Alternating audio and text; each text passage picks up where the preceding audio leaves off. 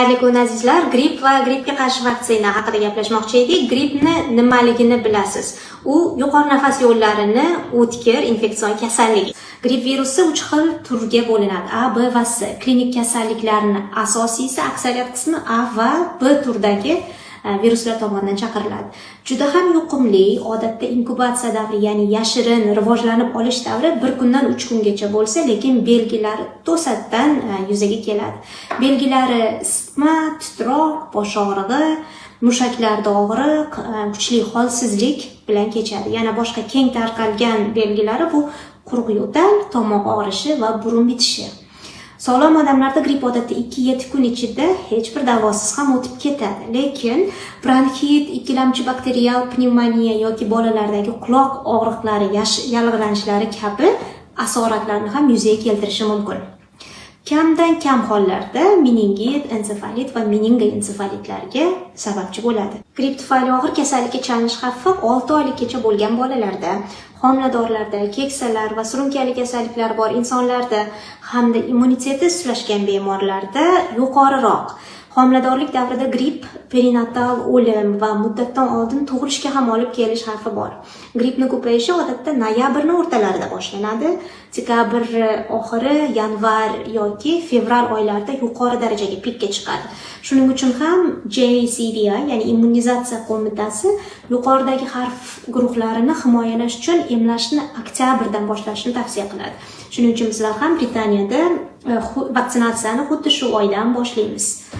Endi gripp vaksinasi bilan emlangach, himoya odatda 14 kun ichida shakllanadi. 14 va 90-kun oralig'ida eng yuqori darajaga yetadi. 91-kundan boshlab sekin asta kamaya boshlaydi.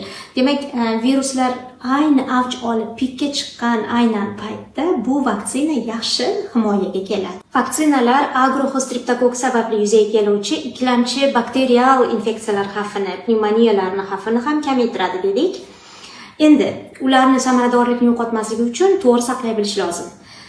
Vaksinalar asl qadoqlarida +2 gradusdan +8 gradusgacha bo'lgan haroratda va yorug'likdan butunlay himoyalangan holda saqlanishi lozim.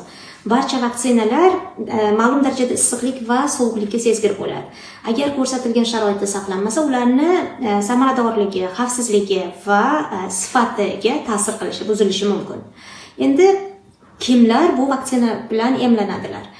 6 oylikdan 9 yoshgacha bo'lgan klinik xavf guruhiga kiruvchi bolalar yoki uylarida immuniteti sust bo'lgan bemorlar bo'lgan bolalar albatta emlanadilar va ular agar o'tgan yili avval emlanmagan bo'lsalar 2 dozada olishlari lozim bo'ladi.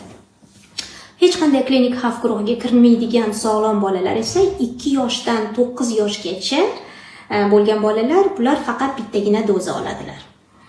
Bundan tashqari 65 yosh va undan katta bo'lgan barcha shaxslar emlanadilar, ya'ni qariyalarimiz albatta emlanadilar.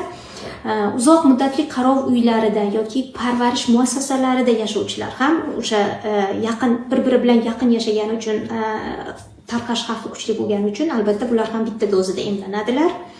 Keyin tibbiyot xodimlari ham emlanadilar. Misol uchun o'zim ham bemorlarim orqali yuqish xavfi katta bo'lganligi uchun, baland bo'lganligi uchun 2012-yildan beri muntazam ravishda grippga qarshi emlanaman.